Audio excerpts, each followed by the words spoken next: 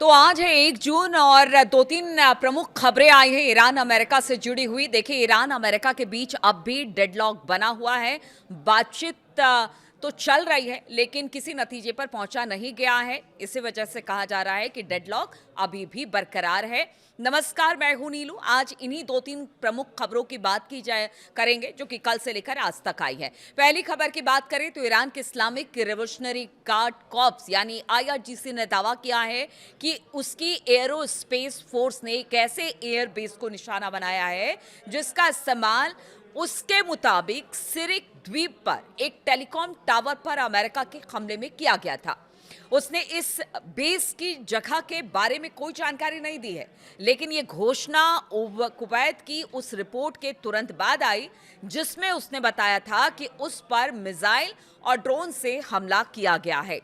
आपको बता दें कि ईरान ने पलटवार का दावा तब किया जब अमेरिकी सेंट्रल कमांड ने दक्षिणी ईरान के गोरुख शहर और केशम द्वीप पर स्थित ईरानी राडार और ड्रोन साइटों पर आत्मरक्षा में हवाई हमले किए गए थे। यानी मामला पुराना है लेकिन अब एक एक कर खुलकर ये बातें सामने आ रही है।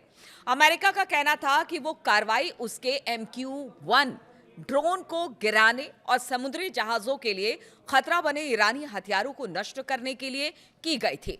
इसके बाद ईरान के इस्लामिक रिवोल्यूशनरी गार्ड यानी कि आईआरजीसी ने कहा कि अमेरिका ने हॉर्मुज प्रांत के सिरिक द्वीप पर उनके एक टेलीकॉम टावर को निशाना बनाया। यानी दोनों तरफ से दावे किए जा रहे हैं कि पीछे कुछ दिनों में जितने भी हमले या तो अमेरिका का ईरान पर या ईरान का अमेरिका पर किया गया, यानी दावे ये कोशिश कर रहे हैं करने की कि अगर आपने मारा है तो हम भी आपके हमने भी आपके कई सारी चीजों को नष्ट किया है, ऐसा ईरान का दावा है। इधर स्ट्रेट ऑफ हॉर्मुज की बात की जाए तो देखिए यहां पर स्थिति तनातनी वाली बनी ही हुई है। यहाँ पर जो ईरान है वो पीछे हटने को तैयार नहीं है। अमेरिका की नाकेबंदी अब भी चल रही है, बातचीत हो रही है, लेकिन इस बातचीत का कोई नतीजा नहीं निकल रहा है। आज सुबह की दूसरी बड़ी खबर हम आपको बता दें, ईरान के राष्ट्रपति मसूद पेजेश्कियान ने देश के सुप्रीम लीडर को कथित तौर पर अपना इस्तीफा जो था वो सौंप दिया। ईरान इंटरनेशनल की रिपोर्ट के अनुसार रविवार को भेजे गए इस पत्र में पेजेश्कियान ने कहा कि देश में बड़े और अहम फैसले लेने की प्रक्रियाओं से राष्ट्रपति और सरकार को बाहर कर दिया गया है, यानी कि जो चुनी हुई सरकार है उसी को बाहर कर दिया गया।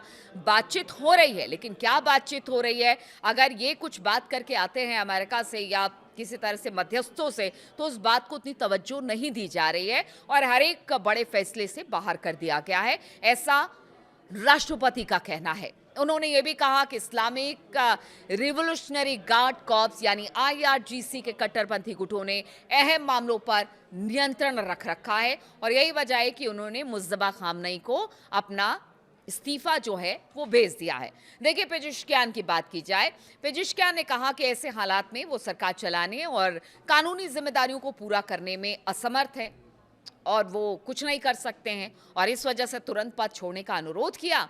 अभी ये साफ नहीं है कि मुस्तफा खामनई ने राष्ट्रपति के इस्तीफे को लेकर क्या फैसला लिया है, लेकिन पत्र की बातें तेहरान में सत्ता के शीर्ष पर गहरे मतभेद की तरफ इशारा करती है।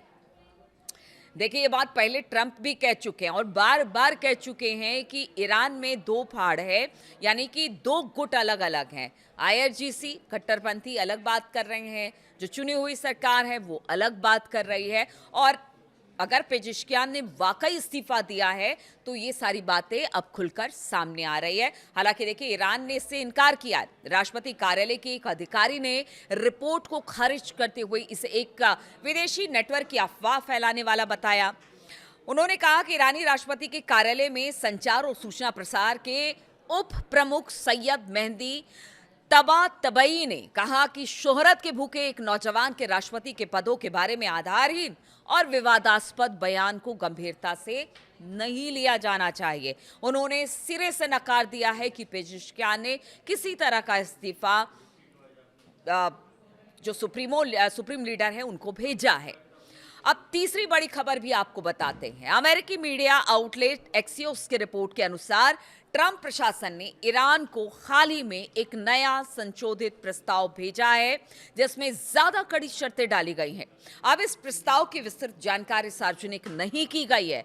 आप सोचिए, अब तक जो एक तरह से कह लीजिए कि दबाव बनाने की कोशिश अमेरिका की तरफ से संशोधित प्रस्ताव पहले एक भेजा गया था, फिर उसमें कुछ संशोधन किया गया, यानी करेक्शन किया गया और फिर उसे ईरान के पास भेजा गया। तो इसकी जानकारी किसी को कानो कान नहीं है कि आखिर इस नए प्रस्ताव में जो संशोधित प्रस्ताव है उसमें क्या है। लेकिन रिपोर्टों का दावा है कि वॉशिंगटन किसी भी अंतिम समझौते पर पहुंचने से पहले तेहरान से ज्यादा मजबूत प्रतिबद्धताओं की मांग कर रहा है। यानी उनका कहना है कि अगर बातचीत होगी, अगर किसी बात पर सहमति बनेगी तो भाई जो हम कहेंगे उसे आपको मानना पड़ेगा और उसको सख्ती से पालन आपको करना पड़ेगा। लेकिन इसके पहले अगर रविवार की बात की जाए तो अमेरिकी राष्ट्रपति डोनाल्ड ट्रंप ने दावा किया कि वॉशिंगटन और तेहरान एक बहुत अच्छे समझौते पर पहुंचने के करीब है। ट्रंप ने कहा कि ईरान ने उनकी सबसे प्रमुख शर्त मान ली है और कहा कि वो परमाणु हथियार नहीं रखेगा।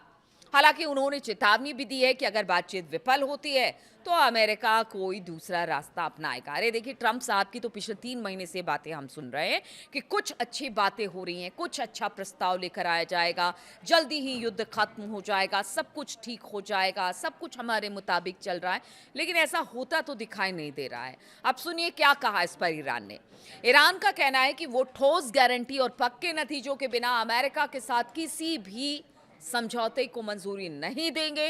ईरान की मुख्य वार्ताकार और संसद के स्पीकर मोहम्मद बाकर गालिबाफ ने कहा कि अमेरिका के साथ तब तक कोई समझौता नहीं होगा जब तक कि तेहरान के अधिकारों की पूरी तरह से रक्षा नहीं हो जाती है। ये चेतावनी ऐसे समय में आई है जब महीनों से चले आ रहे संघर्ष को खत्म करने की कूटनीतिक कोशिशें जारी हैं, लेकिन कहीं ना कहीं इसमें डेडलॉक बना हुआ है और ये मामला फंसा हुआ है। अब ऐसे में ट्रंप कुछ कहते हैं, हमले भी हो रहे हैं, इधर अपनी अपनी बातों को लेकर गतिरोध बना हुआ है।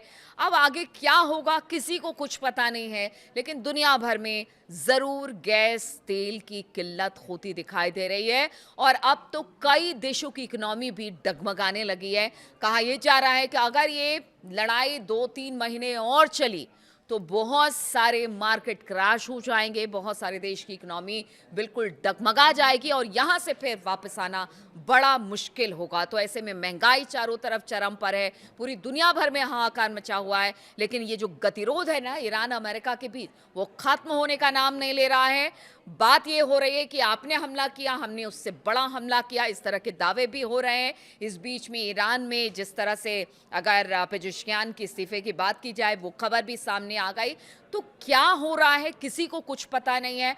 बस ये है कि ट्रंप बीच बीच में आते हैं, कहते हैं बातचीत हो रही है, बहुत जल्द युद्ध खत्म हो जाएगा। ट्रंप की माने तो युद्ध पिछले 3 महीने से खत्म हो रहा है, लेकिन खत्म नहीं हो पा रहा है। इधर ईरान का कहना है कि अगर उनके हिसाब से डील नहीं हुई तो फिर वो युद्ध खत्म नहीं करेंगे। तो गतिरोध यहीं पर बना हुआ है। आगे क्या होगा इस पर लगातार मेरी नजर बनी रहेगी। बहुत बहुत शुक्रिया मेरे साथ इस वीडियो में शामिल होने के लिए।